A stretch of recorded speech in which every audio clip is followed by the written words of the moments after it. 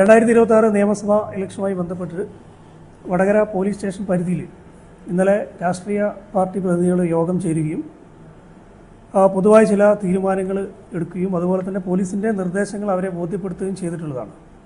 ഇതിൽ പ്രധാനപ്പെട്ട ഒന്ന് രണ്ട് കാര്യങ്ങൾ, വടകര ടൗണിൽ 5:30 മണിക്ക് രാഷ്ട്രീയ പാർട്ടികൾ എല്ലാവരും തന്നെ ഈ പ്രചരണ പരിപാടികൾ, കൊട്ടിക്കലാശം പരിപാടി അവസാനിപ്പിക്കാമെന്ന് അറിയിച്ചിട്ടുണ്ട്. ആയഞ്ചേരി പഞ്ചായത്തിൽ 5 മണിക്ക് തന്നെ അവസാനിപ്പിക്കാമെന്ന് സർവകക്ഷി യോഗത്തിൽ അറിയിച്ചതായി പഞ്ചായത്ത് പ്രസിഡന്റ് അറിയിച്ചിട്ടുണ്ടായിരുന്നു. അതുപോലെ തന്നെ ഈ കൊട്ടിക്കലാശവുമായി ബന്ധപ്പെട്ട പരിപാടികളിൽ ബൈക്ക് റാലികളോ അതുപോലെ തന്നെ ഓപ്പൺ വാഹനങ്ങളിൽ ആളുകളെ കയറ്റിയുള്ള റാലികളോ ഒന്നും തന്നെ അനുവദിച്ചിട്ടില്ല.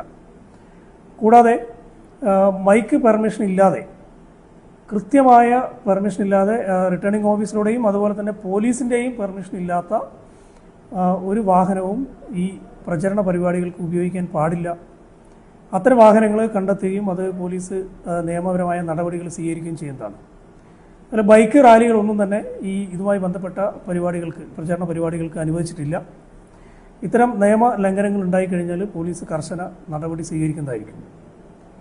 അപ്പോൾ ഇത്തരം തീരുമാനങ്ങളെല്ലാം തന്നെ വിവിധ രാഷ്ട്രീയ കക്ഷി പ്രതിനിധികളുടെ സാന്നിധ്യത്തിൽ എല്ലാവരും അറിയിച്ച് അവരുടെ സമ്മതപ്രകാരം അതുപോലെ തന്നെ ഞങ്ങളുടെ നിർദ്ദേശപ്രകാരവും തീരുമാനിച്ചതാണ്.